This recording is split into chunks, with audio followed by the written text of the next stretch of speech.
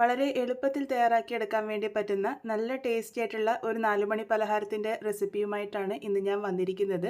നല്ല സോഫ്റ്റ് ആയിട്ടുള്ള ഈ ഒരു പലഹാരം എങ്ങനെയാണ് ഉണ്ടാക്കുന്നതെന്നൊക്കെ നമുക്കൊന്ന് നോക്കിയിട്ട് വരാം. എല്ലാവർക്കും റെസിപ്പീസ് ബൈ രേവതിയുടെ ഒരു പുതിയ എപ്പിസോഡിലേക്ക് സ്വാഗതം. ഈ ഒരു പലഹാരം ഉണ്ടാക്കിയിരിക്കുന്നത് പഴം ഉപയോഗിച്ചാണ്. ഞാനിവിടെ ഒരു നേന്ത്രപ്പഴം എടുത്തിട്ടുണ്ട്. അത്യാവശ്യം നല്ല പഴുത്ത പഴമാണ് ഞാനിവിടെ എടുത്തിരിക്കുന്നത്. അത് ഇതുപോലെ കട്ട് ചെയ്തിട്ട് മിക്സറിൻ്റെ ചെറിയ ജാറിലേക്ക് ഇട്ടിട്ടുണ്ട്. ഇതിൻ്റെ കൂടെ തന്നെ നമുക്ക് മധുരത്തിന് പാകത്തിന് പഞ്ചസാരയാണ് ചേർത്ത് കൊടുക്കുന്നത്. ഞാനിവിടെ 3 ടേബിൾ സ്പൂൺ അളവിൽ പഞ്ചസാരയാണ് ഇട്ട് കൊടുത്തിരിക്കുന്നത്. പഞ്ചസാരയ്ക്ക് പകരം നിങ്ങൾക്ക് ശർക്കരയും ചേർക്കാവുന്നതാണ്. ഇതാദ്യം ഒന്ന് നല്ലപോലെ അരച്ചെടുത്തിട്ട് വരാം. അതിനുശേഷം ഇതിലേക്ക് അരക്കപ്പളവ് മൈദയാണ് ഇട്ട് കൊടുത്തിരിക്കുന്നത്. മൈദയ്ക്ക് പകരം നിങ്ങൾക്ക് ഗോതമ്പ് പൊടിയും ചേർത്ത് കൊടുക്കാവുന്നതാണ്. ഇതിലേക്ക് 1/4 ടീസ്പൂണിൻ്റെ പകുതി അളവ് ഉപ്പും 1/4 ടീസ്പൂൺ അളവിൽ മഞ്ഞൾപ്പൊടിയും ചേർത്തിട്ടുണ്ട്. മഞ്ഞൾപ്പൊടി ചേർക്കുന്നത് ഒരു ലൈറ്റ് യെല്ലോ കളർ കിട്ടാൻ വേണ്ടി മാത്രമാണ്. ഇഷ്ടമുണ്ടെങ്കിൽ മാത്രം ചേർത്താൽ മതി. അതാദ്യം ഇതുപോലെ അരച്ചെടുത്ത് വന്നതിന് ശേഷം കുറച്ചായി വെള്ളം ചേർത്തിട്ട് ഇതുപോലെ നല്ല സ്മൂത്ത് ആയിട്ടുള്ള ബാറ്ററാണ് തയ്യാറാക്കിയെടുക്കേണ്ടത്.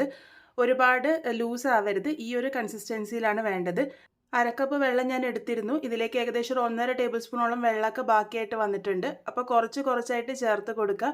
ഇതുപോലെ നല്ല തിക്കായിട്ടുള്ള പോറിംഗ് കൺസിസ്റ്റൻസിയിലായിട്ടുള്ള ബാറ്ററാണ് നമുക്ക് ആവശ്യമായിട്ടുള്ളത്.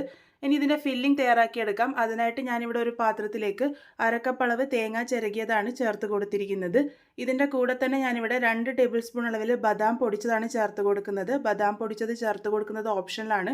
ഇതിന് പകരം നിങ്ങൾക്ക് നിലക്കടല പൊടിച്ചിട്ടും ചേർത്തെടുക്കാവുന്നതാണ്. ഇതിലേക്ക് മധുരത്തിന് പാകത്തിന് ഞാനിവിടെ 2 ടേബിൾ സ്പൂൺ അളവിൽ പഞ്ചസാരയാണ് ചേർത്ത് കൊടുത്തിരിക്കുന്നത്. പഞ്ചസാരയ്ക്ക് പകരം നിങ്ങൾക്ക് ശർക്കര വേണമെങ്കിലും ഉപയോഗിക്കാവുന്നതാണ്. ഇതിലേക്ക് 1 ടേബിൾ സ്പൂൺ അളവിൽ ടൂട്ടി ഫ്രൂട്ടി കൂടെ ഞാനിവിടെ ചേർത്ത് കൊടുക്കുന്നുണ്ട്. അത് ഓപ്ഷനിലാണ്. കയ്യിലുണ്ടെങ്കിൽ മാത്രം ചേർത്താൽ മതി. ഇതിലേക്ക് ഒരു 1/4 ടീസ്പൂൺ അളവിൽ ഏലക്ക പൊടിയും കൂടെ ചേർത്തതിന് ശേഷം ഇതൊന്ന് നന്നായിട്ട് മിക്സ് ചെയ്തെടുക്കാം. ഇതാണ് നമ്മളുടെ ഫില്ലിങ്. നമുക്ക് വളരെ സിമ്പിളായിട്ട് തയ്യാറാക്കി എടുക്കാൻ വേണ്ടി പറ്റുന്ന ഒരു ഫില്ലിംഗ് ആണ്. അപ്പോൾ ദാ ഈ ഒരു രീതിക്ക് ഫില്ലിങ് ഞാനിവിടെ തയ്യാറാക്കി എടുത്തിട്ടുണ്ട്. ഇനി ഇതെങ്ങനെയാണ് സെറ്റ് ചെയ്യുന്നത് നോക്കാം. അതിനായിട്ട് നമുക്ക് ആവശ്യമായിട്ടുള്ളത് ബ്രെഡാണ്. ഞാനിവിടെ സാധാരണ മിൽക്ക് ബ്രെഡാണ് ഉപയോഗിച്ചിരിക്കുന്നത്. അതിൻ്റെ അരികുകളൊക്കെ ഇതുപോലെ ഒന്ന് കട്ട് ചെയ്ത് മാറ്റിയിട്ടുണ്ട്. നല്ല ഫ്രഷ് ആയിട്ടുള്ള ബ്രെഡ് ഉപയോഗിക്കുന്നതായിരിക്കും നല്ലത്. കുറച്ച് പഴക്കം വന്നതാണെങ്കിൽ അത് വെള്ളത്തിലൊന്ന് ചെറുതായിട്ട് ടാപ്പ് ചെയ്തെടുത്തിട്ട് വേണം ബാക്കിയുള്ള കാര്യങ്ങൾ ചെയ്യാൻ വേണ്ടിയിട്ട്. അതിതാ ഇതുപോലെ ഒന്ന് പരത്തിയെടുത്തിട്ടുണ്ട്. അതിൻ്റെ അരികുകളിലേക്ക് ഞാനിവിടെ നമ്മൾ നേരത്തെ തയ്യാറാക്കി വെച്ചിരിക്കുന്ന പഴം മൈദയുടെ കൂട്ടാണ് ഒന്ന് സ്പ്രെഡ് ചെയ്ത് കൊടുക്കുന്നത്. അതിനുശേഷം അതിൻ്റെ നടുഭാഗത്തേക്കായിട്ട് നമ്മൾ തയ്യാറാക്കി വെച്ചിരിക്കുന്ന തേങ്ങയുടെ ഫില്ലിങ് വെച്ച് കൊടുക്കാം. ആ ഒരു അരികുകളൊക്കെ നന്നായിട്ട് ഒട്ടി നിൽക്കാൻ വേണ്ടിയിട്ടാണ് നമ്മൾ ആ ഒരു മൈദയുടെ കൂട്ട് സൈഡിൽ സ്പ്രെഡ് ചെയ്ത് കൊടുത്തിരിക്കുന്നത്. ഇതുപോലെ നടുഭാഗത്തേക്ക് ഫില്ലിങ് അത്യാവശ്യം വെച്ച് കൊടുത്തിട്ടുണ്ട്. അതിനുശേഷം അടുത്തൊരു ബ്രെഡ് സ്ലൈസ് എടുത്തിട്ട് ഒന്ന് അമർത്തി കൊടുക്കുക. അരികുകളൊക്കെ ഒന്ന് ജസ്റ്റ് പ്രസ് ചെയ്ത് കൊടുക്കുക. അത് നന്നായിട്ട് അവിടെ ഒട്ടി നിന്നോളും. നമ്മൾ ആ ഒരു മൈദയുടെ കൂട്ടാക്കിയത് കൊണ്ട് തന്നെ ഈ ഒരു രീതിക്കാണ് ഇത് സെറ്റ് ചെയ്തെടുക്കുന്നത്. അരികുകൾ നന്നായിട്ട് പ്രസ് ചെയ്തെടുക്കാൻ വേണ്ടിയിട്ട് ശ്രദ്ധിക്കണം. ഇതേപോലെ തന്നെ ഞാൻ ബാക്കിയുള്ളതൊക്കെ സെറ്റ് ചെയ്തെടുത്തിട്ടുണ്ട്. ഇനി ഇത് ഡീപ് ഫ്രൈ ചെയ്തെടുക്കാനാണ് പോകുന്നത്. അതിന് വേണ്ടിയിട്ട് കുറച്ച് ഓയിൽ നേരത്തെ തന്നെ ചൂടാക്കാൻ വേണ്ടി വെച്ചിരുന്നു. ഓയിൽ നല്ലപോലെ ചൂടായി വന്നതിന് ശേഷം നമ്മൾ തയ്യാറാക്കി വെച്ചിരിക്കുന്ന ബ്രെഡ് ആ ഒരു പഴത്തിൻ്റെ കൂട്ടിൽ നല്ലപോലെ ഡിപ്പ് ചെയ്തെടുക്കുകയാണ് ചെയ്യുന്നത്. അത് ആദ്യം അരികുകളൊക്കെ ഒന്ന് നന്നായിട്ട് കോട്ട് ചെയ്തെടുക്കുക. അതിനുശേഷം മൊത്തത്തിൽ ഒന്ന് കവർ ചെയ്തെടുക്കുക. തയ്യാറാക്കിയിരിക്കുന്ന കൂട്ട് ഒരല്പം കട്ടിയായിട്ടുണ്ടെങ്കിൽ മാത്രമേ ഇതുപോലെ നമുക്ക് കവർ ചെയ്തെടുക്കാൻ വേണ്ടി പറ്റുള്ളൂ. അപ്പോൾ അതാ ഇതുപോലെ ഒന്ന് കവർ ചെയ്തെടുത്തതിന് ശേഷം ചൂടായിട്ടുള്ള എണ്ണയിലേക്ക് ഇട്ട് കൊടുത്തിട്ടുണ്ട്. അതിനുശേഷം മീഡിയം ഫ്ലെയിമിൽ വെച്ചിട്ട് വേണം ഇത് കുക്ക് ചെയ്യാൻ വേണ്ടിയിട്ട്. ഒരുപാട് ഹൈ ഫ്ലെയിമിൽ വെച്ച് കഴിഞ്ഞാൽ പെട്ടെന്ന് കളറൊക്കെ മാറിപ്പോവും.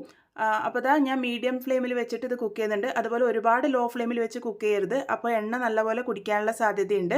ഒരു ഭാഗം നല്ലപോലെ ഫ്രൈ ആവുന്നത് വരെ വെയിറ്റ് ചെയ്യുക. അതിനുശേഷം മറിച്ചിട്ട് കൊടുക്കുക. പിന്നെ അങ്ങനെ തിരിച്ചു മറിച്ചൊക്കെ ഇട്ട് എല്ലാ ഭാഗവും നല്ലൊരു ഗോൾഡൻ ബ്രൗൺ കളർ ആകുന്നത് വരെയാണ് കുക്ക് ചെയ്തെടുക്കേണ്ടത്.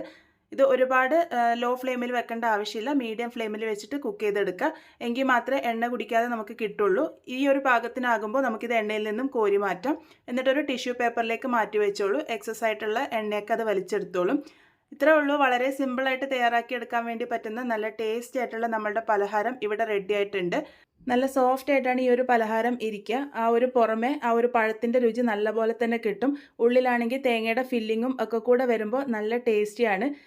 ഇത് വൈകുന്നേരം ചായയുടെ കൂടെയോ അല്ലാന്നുണ്ടെങ്കിൽ കുട്ടികളുടെ സ്നാക്സ് ബോക്സിൽ കൊടുത്തുവിടാനോ ഒക്കെ പെർഫെക്റ്റ് ആണ്.